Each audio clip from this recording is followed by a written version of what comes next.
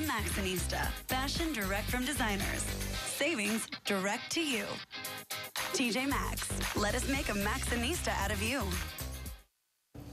State regulators joined Georgia gas marketeers today, condemning a federal report about Metro Atlanta's natural gas prices. Channel 2 consumer investigator Jim Strickland has been on this story for nearly a week. His was the only camera there, and he's now live in Midtown with the details. Yeah, Monica, you know, gas deregulation here in Georgia was the first big consumer story I had to cover for WSB on a regular basis back in the late 1990s. You'll recall back then, I'm sure, that back in the early days of deregulation, the relationship between the Public Service Commission and the gas marketers was strained, to say the least, and at times it was downright ugly. That's what made the meeting today such an about-face, as the marketers and commissioners complained in unison about a federal report that Atlanta natural gas prices are 37% higher than the national average. I watched the marketers parade in front of the commission with their own statistics and numbers from a rival federal agency that painted Atlanta as a fairly priced competitive market. And the commissioners sided clearly with the marketers and against the feds. A federal agency has stirred up our citizens and confusing them and making them think they're getting ripped off here in Atlanta when we've got a competitive market that was deregulated in 1997, and there's no need for federal agencies to be doing this. Now, the gas marketers did have some admissions they had to make about the prices we do pay for natural gas here in Metro Atlanta. Coming up on Channel 2 Action News tonight at 6, we'll break down how much we pay using the marketers' own numbers and why they say the feds got it all wrong. Reporting in Midtown Atlanta, Jim Strickland, Channel 2 Action News. A Johns Creek father is about to find out how long he could spend. 97838. Congratulations, and you have a great day. Breaking news from the air and ground today at 5 on Channel 2 Action News. Live, local, late breaking. This is Channel 2 Action News at noon. Coverage you can count on. Atlanta is an overly expensive place to heat your home. At least that's the conclusion of a recent federal report.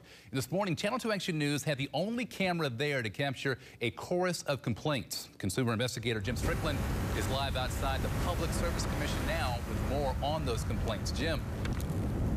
Yeah, Fred, let's be clear. The complaints are not about high prices. They're about the high-handed tactics, allegedly, and the secretive tactics being used by the federal agency that put out this report in the first place.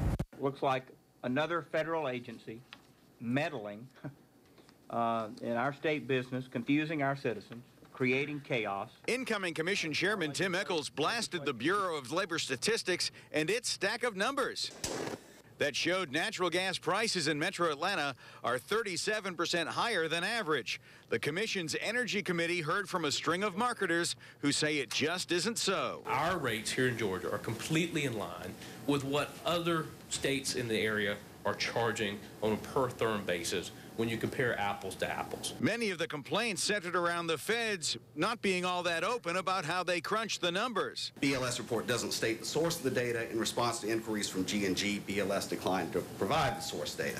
The gas companies say the Georgia market is unique because it's deregulated, and making comparisons with other markets is difficult to start with.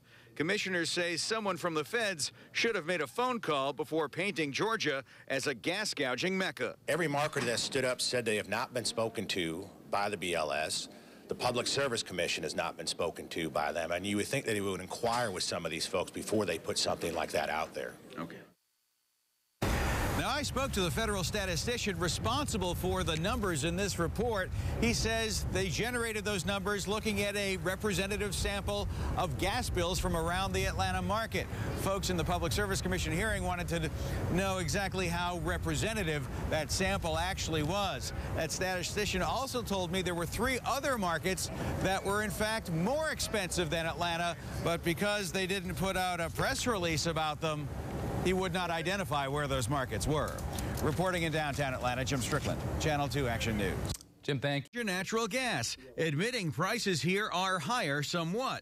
One reason, big costs to prep for a short cold season. We are not able to spread those costs over a longer heating season with more usage as you have up in the northern part of the country. The marketers say the Bureau of Labor Statistics has been secretive about how they crunch their numbers. One theory I've reported, that the Fed stats rely too heavily on customers like Sue Landry, who paid the expensive variable rate 40 cents higher than a fixed rate. Some customers don't want to enter into a contract where they're going to have to pay an exit fee, and they're willing to pay a premium for the variable rate. Commissioners were clearly irritated that Georgia's deregulated system would be painted as too expensive. It just makes me sick. Tim Eccles will soon take over as chairman of the commission. Our consumers are getting a fair price, and that the competitive market is working here in Atlanta. Now, the feds are on record saying they stand by their numbers and that Atlanta is not being singled out in this most recent report because they say gas is consistently more expensive here. John. All right, Jim, thank you. A DeKalb County judge has sentenced a man who pleaded guilty in a Ponzi scheme